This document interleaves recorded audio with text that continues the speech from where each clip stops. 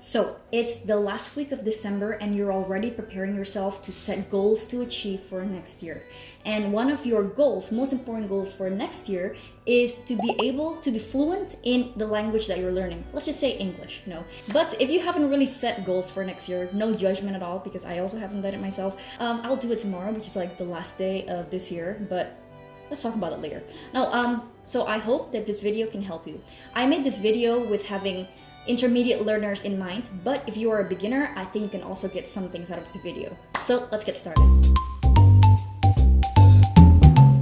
So for a 1-year plan, I divided into 3 phases. Phase 1, month 1 to 3, phase 2, 4 to 6, phase 3, month 9 to 12. So before starting these 3 phases, I would spend 1 week to really get good at your setup. What does it mean having good setup? So it could be your mindset and it could also be the materials that you choose. Let's get into it for a little bit. So the setup can mean different things. So you want to set up your mindset for success. Let's get into it a little later. And then you also want the right materials to use as learning tools and as like learning materials.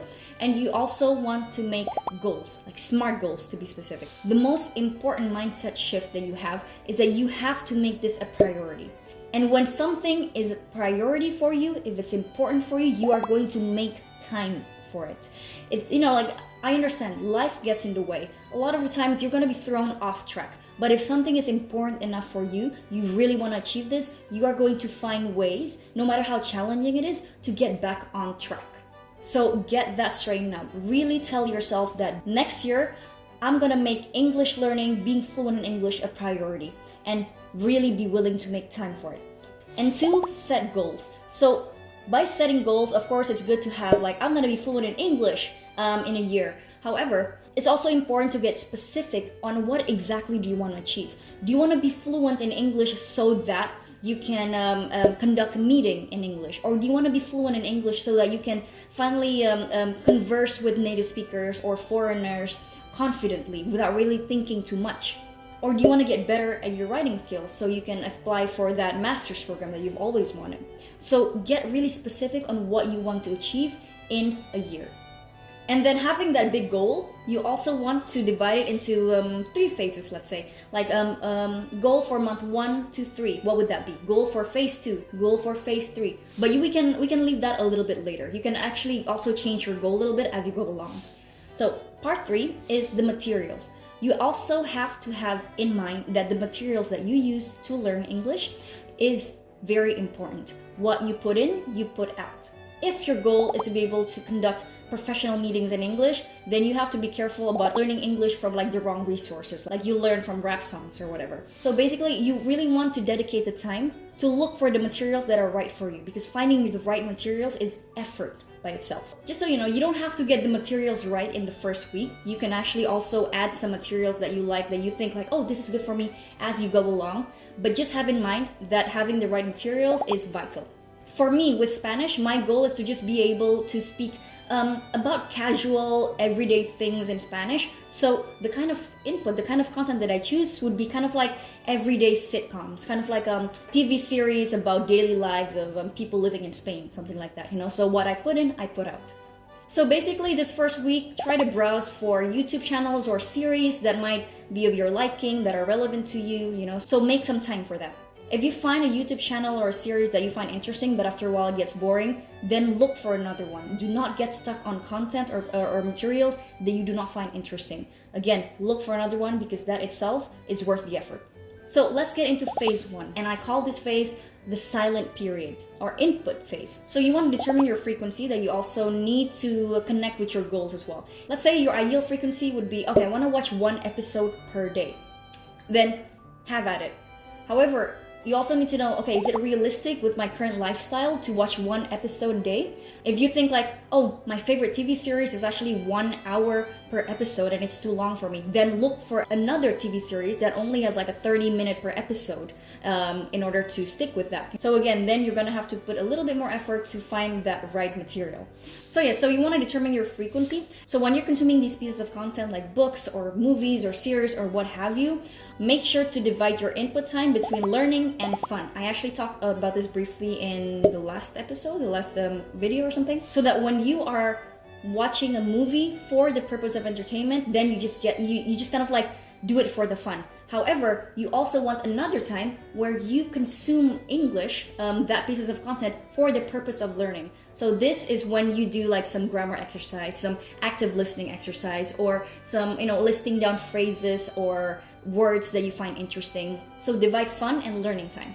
However, if you think like in this first phase, you're actually quite ready to start speaking out loud, you want to start with, let's say, output practice that is low pressure. So that means like maybe you can start speaking to yourself in front of the mirror, or having dialogues with yourself, or recording yourself on camera, or even mimicking native speakers, or downloading apps that can improve your pronunciation, So you can divide your time, let's say 90% getting input and then 10% practicing your output in a low pressure setting. So in this phase, when you're in learning mode instead of entertainment mode, you also want to make sure to list phrases and words that you find interesting.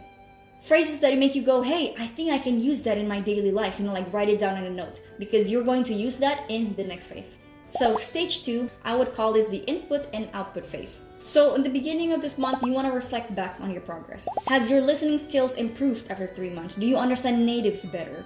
If you haven't, then maybe you want to figure out like what is it that you're doing wrong. Maybe you also watch my videos for more tips on how to understand natives, or other videos for that matter.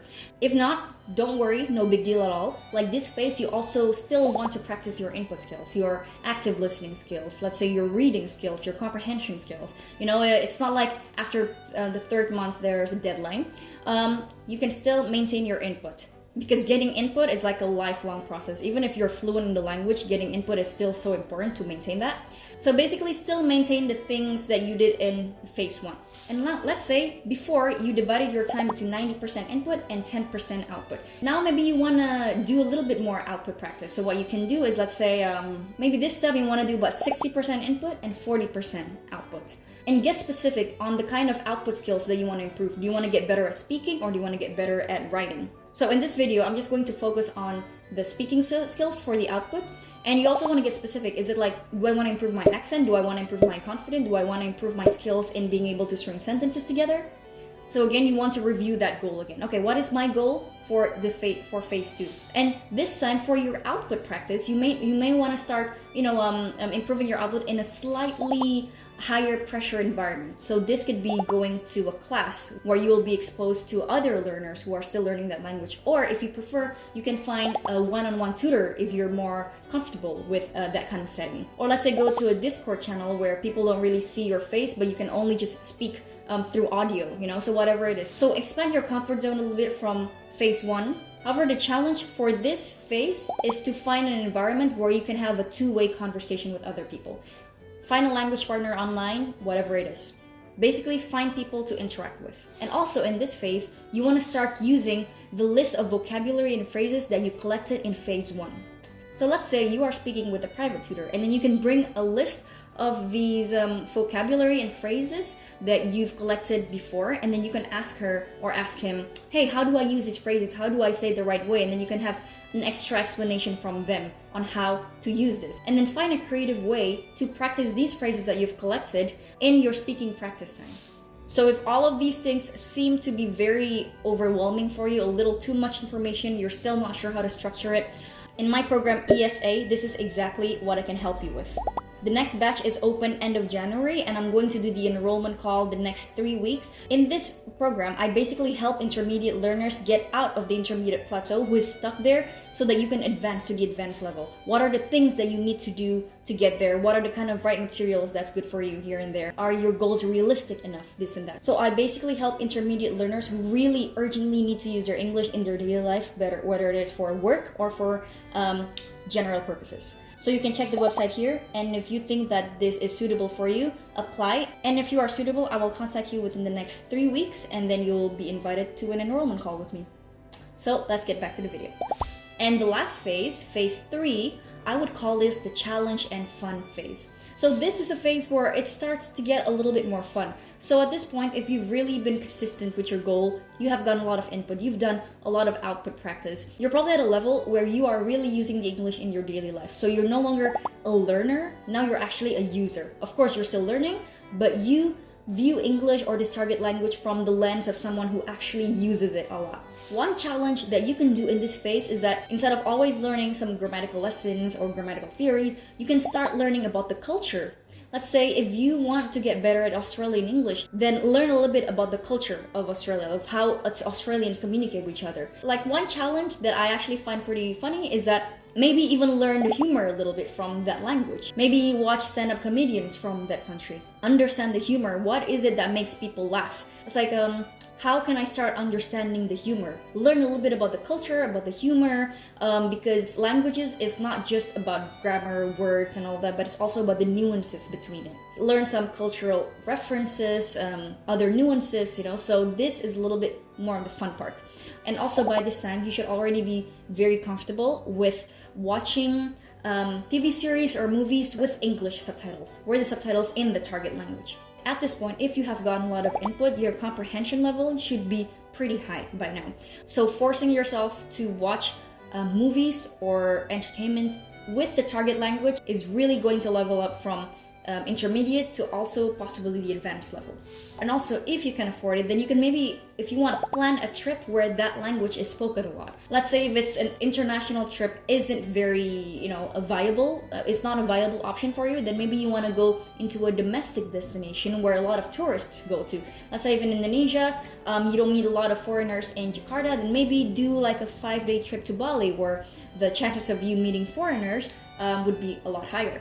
And then if you have gotten pretty comfortable in the output practice that you've been doing in phase 2, then this time you want to level it up a little bit. Now maybe you want to challenge yourself to go to a meetup where it's only native speakers. Let's say if your output goal was to be able to write, then maybe you want to start making a blog for yourself. Or like, let's say, submitting your essays or your stories publicly so that, putting yourself out there so you get, let's say, feedback or criticism for people on the internet. It's a little challenging, but the point is that you want to level up that output skills again. Basically, the goal of this phase is that you want to put yourself in real life situations where you need to use the language, speaking with native speakers. For you, your leap of faith is to just put yourself in a situation where you're going to be surrounded by native speakers and then let the magic begin. Okay. So I know this is a little bit of a long video, but I hope that this video can help you kind of structure your plan for the next year, and I hope that it can help you. And I also just want to give you guys a happy, successful new year, because I'm very excited for the New Year's to create more things for myself, for you guys.